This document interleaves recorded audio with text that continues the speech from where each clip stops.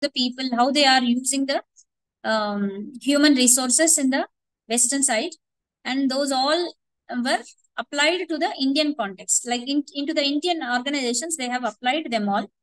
But however, as the number of such conflict, like there were many issues were raising, um, like the setup which was made for Western culture, it's not going to fit in the organization in the Indian organizations. They understood, but however, as the number of conflicting results were increasing, they started thinking about it again, and they have developed a uh, one more like another theory for the Indian organizations.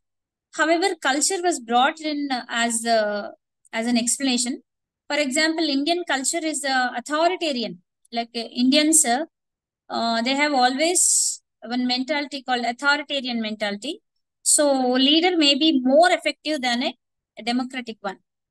So here in the Indian context, we have for the leader there will be more authority, right, than the democratic one, right? Now the second phase is disenchantment. Here we can say the disappointment feeling, the feeling of disappointment, as conflicts were raising, no, like as the results were increasing, as the results of these conflicts were increasing, Indian researchers started to get disenchantment. So this become like they raised a question whether to continue with this or not. So researchers started doing research over the Western theories, and there was some disappointment in the researchers. And next comes in this phase they have thought about the integration, like Western and Indian. They have applied a psychoanalytic theory of Sigmund Freud for the Indian cultural backgrounds and for the Indian human behavior. They have applied and they have brought up one new idea where they integrated the Western and Indian cultures, right? So this integration worked a little, and then even though it worked a little, the challenges were raised in the field.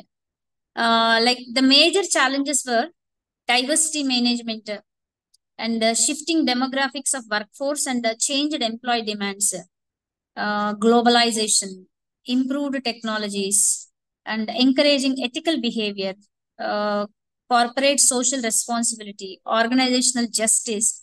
These are all were the in the field of the organizational behavior in India, particularly. They started facing the challenges. So this let us discuss about the different challenges, how they are going to affect the organizational behavior. So diversity management, if we take diversity in an organization, can be explained in two dimensions. First includes the age, gender, and race, sexual orientation, all these. Like when a person is joining an organization, we need to look after about all these things. We should keep in mind how to utilize the human resource based on these two dimensions. Like the first one is age, their sex, everything we have to keep in mind, and then work has to be um, it has to be divided. And then second dimension includes location from where the people are, and what is their educational background, religion, language, income, cultural experience, and their work experience also matters a lot. So diversity management is an idea about how employees with the differences are received and appreciated, and how they are made to work as a unit, one complete unit, how they are able to be managed. This is all managerial things that a manager has to look after all these things. Now, uh,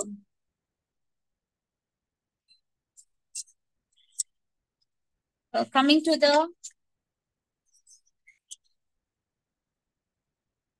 changing demographics of workforce and changed employee demands. So nowadays, we can see that two people, like in the house, let us say wife and husband, both are working. According to them, the setup has to be a little change has is needed according to that. So workforce demographics, like when two people are, suppose spouse both are working in a house, are coming to the same office, if they are they need certain arrangements or certain um, what we can say, flexibility is needed in developing the talent of the people. To use the talent of those people, we need some flexibility in the organization. So these all setup has to be changed, right? And another demographics we can see is the young people, like around 25 years age people, they are joining more into the institutions or organizations where they need to be given like enthusiasm into the work, and they will be more ambitious, and they are self motivated nowadays, and they want the career improvement always. So challenging roles has to be created. Earlier, there was division of work based on only the the categories were divided based on only the work. Like someone is working into the accounts, the working account section, and someone is working into the labor, then the labor section, like that. But nowadays, more challenging roles have evolved in the organizations. So these all have to be managed by the management or the organizations to use up the complete human resource or all the talents of the people. And there is one more thing that nowadays employees demands, expectations of the employees earlier were like only a good payment and appreciation and a little remuneration, attractive remuneration were needed, and a little job security they used to need. But nowadays, people are not ready to work for that. They are thinking like more demands they are having, like they need a challenging assignments always to show their talent in the organization and to get the appreciation from the management, and they want more remunerations, and even they need the better treatment also, treatment for the subordinates. Nowadays they are expecting a little respect along with the remunerations and whatever the flexibility they need. If everything is provided to them, then we can expect a little more uh, work environment will be successful. And then managers, for these all things, to manage all these things, managers have to develop different hiring techniques, training techniques, and retaining the staff. Once recruited staff, they have to retain. For that, they have to continuously evaluate the flexibility things for the staff, and there are many more things that they have to look into. And motivating employees is also one of the major uh, issue nowadays, to make them work more efficiently. And next comes globalization. This is the biggest task for the organizations nowadays. As the industries or organizations, the people who work in the industry are not coming from one particular place. We are hiring, like organizations are hiring from overall throughout the world. So people who are joining will have different languages. Their we like managers will be unfamiliar with the laws what they have followed. So every new person to bring back into their own set of rules, it is a little tough task, being globalized, we can say. And particularly, globalization presents the following challenges. First of all, we have certain challenges. It affects the increasing number of managers and professionals. First of all, globalization, it increases the number of managers as the flexibility in the work pattern has changed. So more number of people are to be guided, and more training has to be given to the people who are coming into the organization newly. And then premium on certain competencies or skills.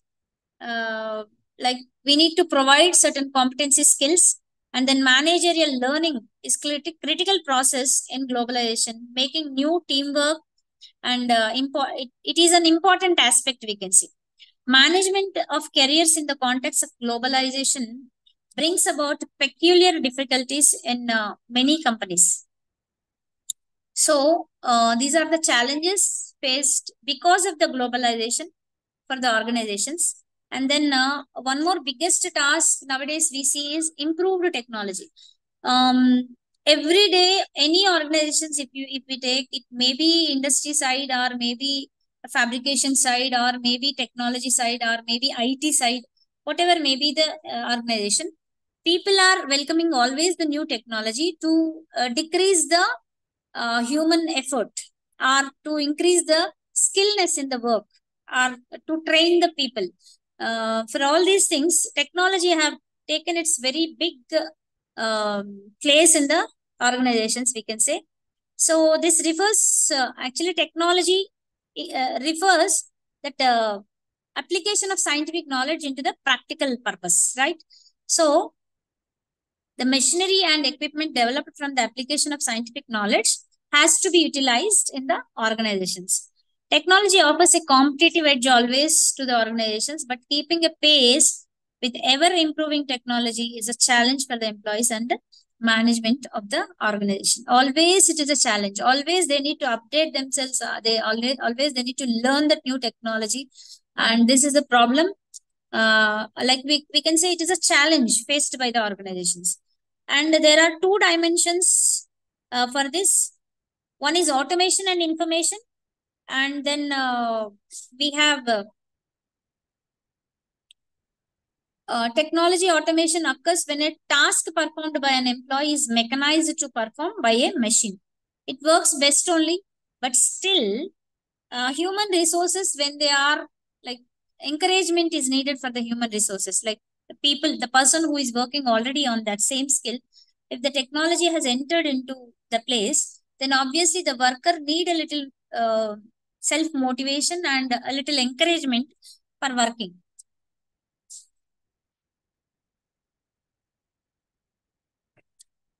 Then comes information technology. This is refers to use of computers and telecommunication to transform the information. As we already know that the workers are not in one particular place, and we have seen virtual offices have developed nowadays. People are not working in the office particularly.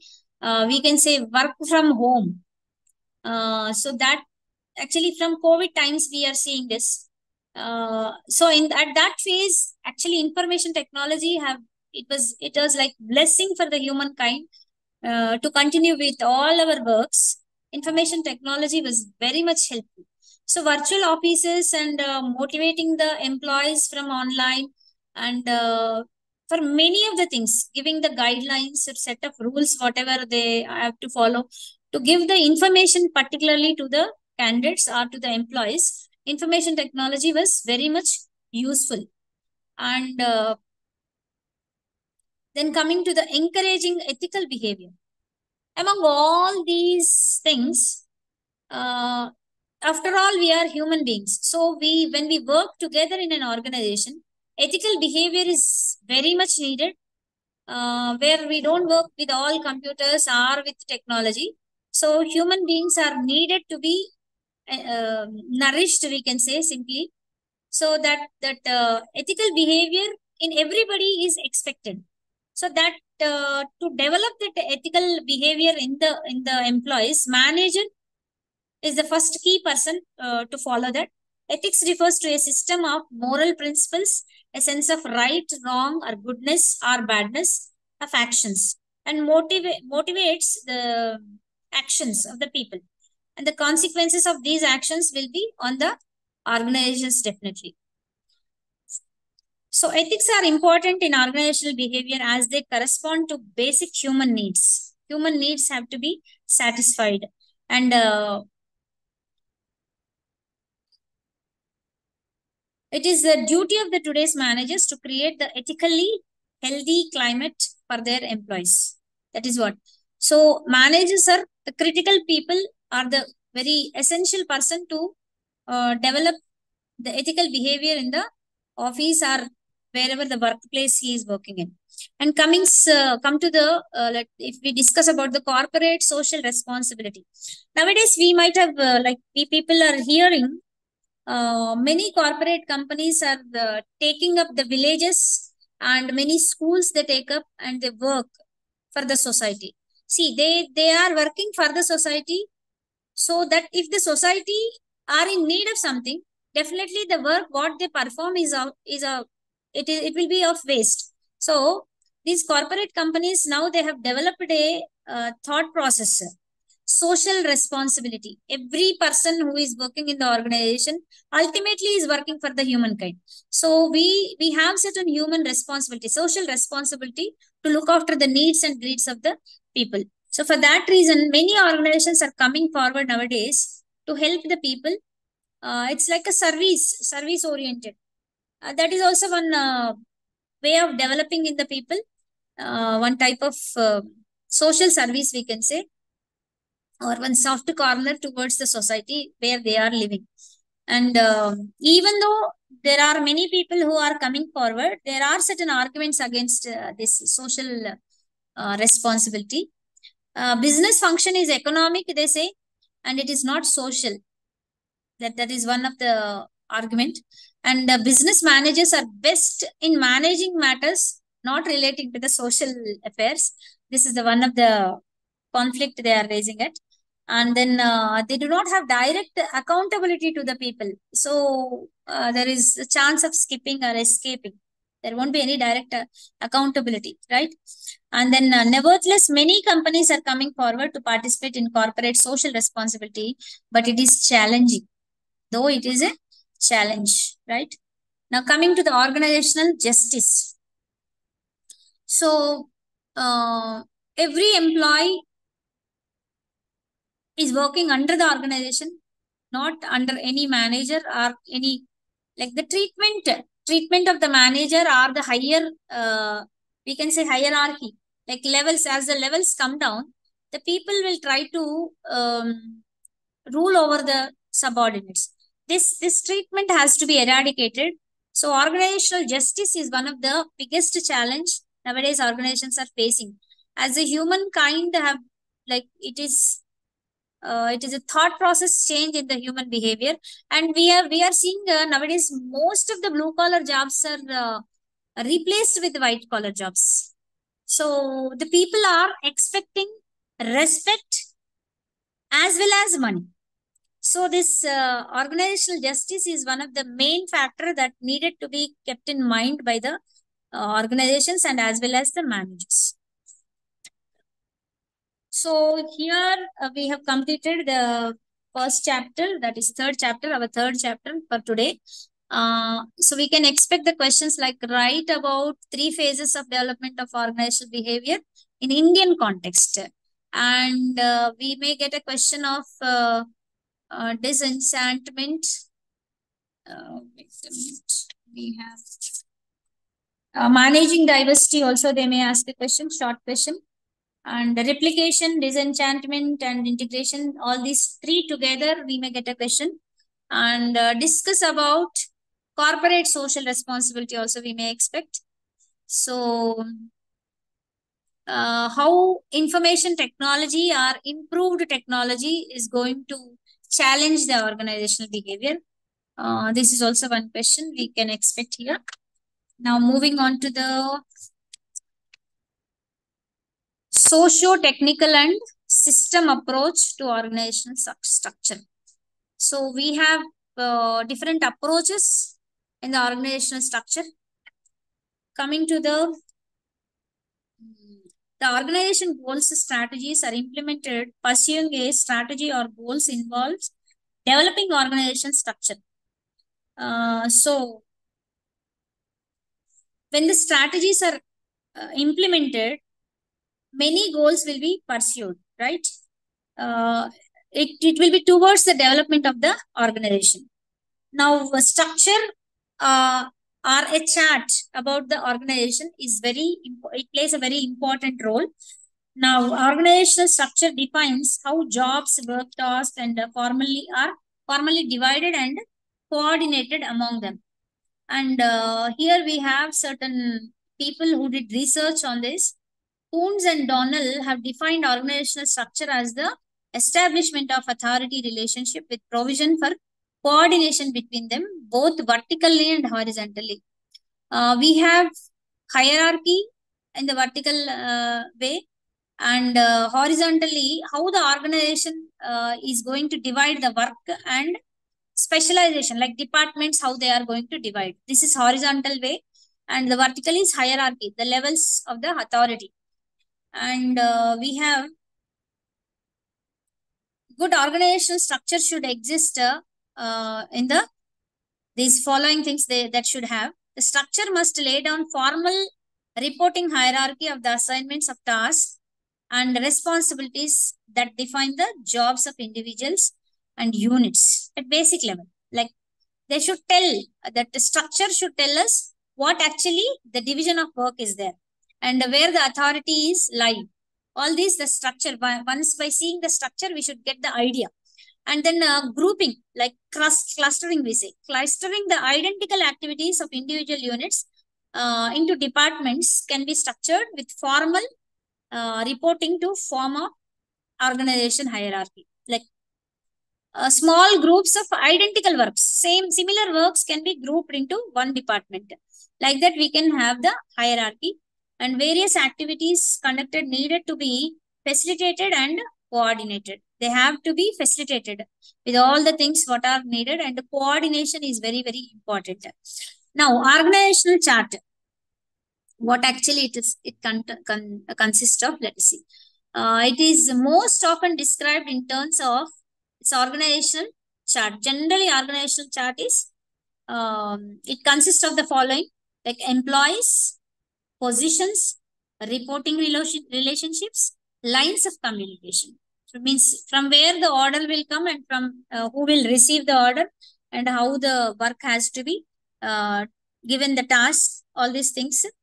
And the line diagram that depicts outline of the organizational structure. There will be one diagram. Uh, the underlying components of the organizational charts are the chart designates the formal lines of authority and responsibility. It will designate, it will show us the formal authority and responsibility, and then identifying the grouping together of employees into departments, and formal system communication. Designations, at every designation pattern, we need a certain formal communication has to go on, right? Coming to the first approach, that is socio-technical approach. Eric Trist and his colleagues at Tavistock Institute of Human Relation in England during late 1940s developed the socio-technical approach to organizational structure. The term socio-technical originates from Trist and Bamforth. Socio-technical systems are an approach that recognizes the interaction between people and technology in workplace. It is an approach where interaction between the people and the technology, that gives the complete picture. It gives the complete picture. The socio-technical approach considers the organization as a social organization, technical system, and its environment. Three things: social organization, technical system, and its environment. All the three have to be checked. Organization contains number of irrelated functions leading to complexity of working system, which includes diverse groups of employees working within the diverse functions of the organization. Here we have different groups, diverse, we say, different groups of employees, which will be depending on the working, like within the diverse function, the organization will be working. And then Trust and his colleagues conducted many researches and agreed that work must be conceptualized both together as social and technical process. Both has to be conceptualized. Organizational choice. The basic premise of this theory is the principle of organizational choice, which means that the technology and the society both not necessarily demand the human task agreements by organization, but lives in a design space. So this is explaining about human task arrangement and the technology, how they have to be organized in one design. Okay, in 1960s, trust principles of industrial democracy was introduced into the industries from support from the Norway government. In US, socio-technical principles were widely used and applied in varied work settings. So this was used in Norway, and in 1960s it was used, and even US government socio-technical principles were widely used in the by the US government also. Mostly in the food industries, general food industries like Kansas and Gamble plant in Lima, Ohio, were the few industries which practiced this socio-technical approach. They have tried this. Like it is a combination of technology and the society together, and they worked on it. So tried, and with his colleagues, he researched on this social technical approach. Now coming to the principles of socio technical approach. Organization as open system. Organizations as open systems takes a lot of environmental changes that takes place in organization setting. The competitors, suppliers, stakeholders, etc. Can scan the environment, exchange goods, receive input or output, and anticipate while reacting to environment in adaptive ways. So in the first principle, organizations as open systems they are discussing. So competitors and everybody, they can take part. Okay, it is a open system.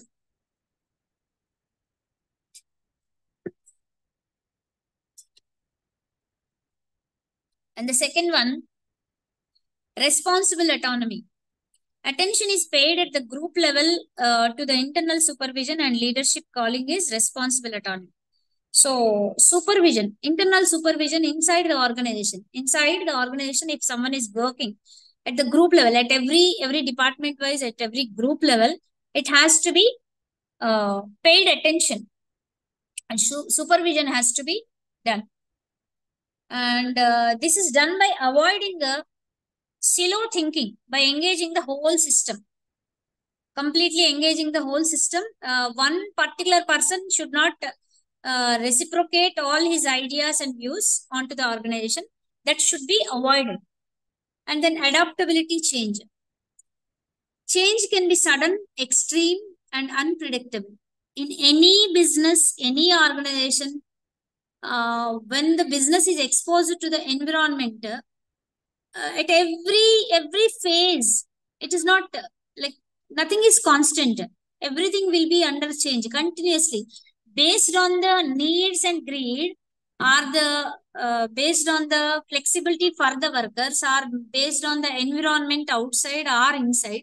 The change is compulsory, and it is like turbulent disturbs the stable process, and redesignating of the work takes place. Everything reorganized, readjustment, everything replan. That disturbance always it will be there. At every phase, the planning has to be changed according to the flexibility of the workers or for the goal reaching. First of all, the goal is a main important thing. That organization has one particular goal. To achieve that, they will be doing so many changes in the middle while traveling with the human resources, or maybe technology, or maybe sometimes environmental changes outside. Also sometimes the environment won't be suitable for the organization working pattern. And then joint optimization, it is essential to have a joint optimization at work. Work itself by nature consists of technical and social aspects. We know that work, it will have a technical aspect and social aspect, because people are working and the systems are working. Like there will be set of rules with which the workers have to do complete the task. So both these aspects need to be integrated for achieving the goal of improved productivity and quality of work life. The quality and goal, both are very important for the organization. So optimization is compulsory. And equifinality. It states that there are various work designs that can be adopted to succeed in achieving productivity and quality and work life.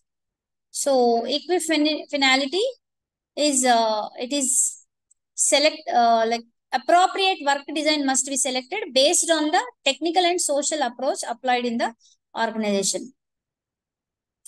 There will be one work design which has to be selected based on both social and technical approach. Both should be equally maintained. What he means to say is both should be equally given the weightage. Work flexibility. Change is inevitable in any organization. Work design must change according to the times. An organization cannot have a fixed work design. Otherwise, it will there won't be any sustainability in the organization. Now, whole and meaningful task. As a whole, the work has to be planned and it should have some meaningful, that the task, whatever the work, whatever has been designed, it should have a total significance. As a whole, it should have the significance, not part we will divide and we will, for that day, one goal and it will be keep on changing, not like that. So these are the principles, some of the principles that socio-technical approach is having. Now comes with certain questions. In this topic, we can expect explain socio-technical approach we may have and list out any two ideas of socio-technical approach. We may expect such questions. And principles also you may ask. There are almost, I think, 7 or 8 principles. Those all we have to go through. And then comes a systems approach. So Cast and Rosenwing defines a system as an organized unitary whole composed of 2 or more interdependent parts. Components are subsystems and delineated by identifiable boundaries from its environment suprasystem. So systems approach states that the organization consists of components like individual patterns of behavior, physical environment, formal and informal organization roles, perception, all these things will be there. And the linking process like communication, balance, decision analysis, and goals like growth, stability, interaction. These all are interrelated and are mutually dependent subsystems of one organization. So systems approach will have these 3 different types of components in it. So Katz and Khan in 1978 described systems approach for explaining organizational behavior. They explained organizational behavior by this approach called systems approach. A system can be closed or open. Open system, we can say that it is affected by the external factors from outside, like political parties, social conditions, or all these things. They may affect the organization. And closed system is non-adaptive and is isolated from the environment, whereas open is not like that. It will be affected by the outside factors. Now, so there are various classifications of systems. Carzo Anonza's classified systems as into 3 subtypes: technical, social, and power. So let us discuss these 3. So technical subsystem. This is something which will be related to the technology. Based on technology, product, rules and regulations, policies, etc. So this system will be dealing with all these things. So the major input is drawn from the environment. The decisions are processed and output products are concluded. So what is adopted and what the environment is deciding and what are the decisions taken, all these will decide the output products. Now coming to the social subsystem. The social subsystem provides social security and social satisfaction in the organization. So this will be looking about the social topics like security, satisfaction, in the organization. Employees hired have very varied levels of interest within them. Sometimes the person after joining the institution or organization, he will be joining a small clusters like maybe a small group of people who play table tennis, or some people who will be meeting and chit chatting at the cafeteria. So they will be participating and showing more interest in those areas, and there develops actually the social contacts between the uh, employees, we can say. So to they can be give they should be given freedom for that. Then the work will be in a proper progress. And then power. Here, every job is important, and certain jobs are interrelated and interdependent on other jobs. So, as to meet the individual, group, and organizational objectives, individuals display power behavior based on their skills, ability, job authority, etc. So, people, when they are given certain authority, are based on their skills, what they have developed, or their work experience, they'll be showing the power or their authority over the subordinates. This privilege, like it is like a privilege. This power holder enjoys the extra privileges and benefits by turning the situation in their interest. So these people who are in the power, they will enjoy a little extra privileges, and they will have certain benefits. So this power system also will be a part in the social like systems approach, we can see. So this is one system that has to be managed or organized by the organizations. Now, features of systems approach. What are the features? Let us see. A system consists of interrelated and interdependent elements that are arranged to produce a holistic system. Subsystems in a system, there are various subsystems. These should be studied in their together rather than studying them in isolation with each other. They have to be studied together. All together, these has to be studied. Now, coming to the organization has a boundary that determines the internal and external part of the systems. The system receives information from the external sources of other systems as inputs, and these inputs are understood within the system and are transformed as output to the other system. Now, coming to the major concepts of systems approach: holism, specialization, non-summation, grouping. All these are some of the major concepts. Coordination, emergent properties. These are the major concepts of systems approach. We have to go through this. Like an entire system is affected directly or indirectly if any change is found in any of the component of the system. As a whole, the organization has to take along with all these things, like entire system, whether it is directly or indirectly affected, they have to carry whole as a whole. And the specialization, each component of the system has specialized characteristics. The whole system is divided into smaller components to better understand. For the better understanding, it has to be divided into smaller groups. Non-summation. It is important to understand the functions of each component in a system, as that helps to understand holistic perspective of the system. And grouping. Complexity of components by increase may increase based on the specialization. Coordination is compulsory needed. Like in any system, if it has to function properly, then coordination is must. Like components and subcomponents should be coordinated to study system under a holistic perspective. Now comes the systems management in business. Here we have systems approach in management falls under the following categories: product systems and their context, service systems and their context, organizational system incorporating product and service systems.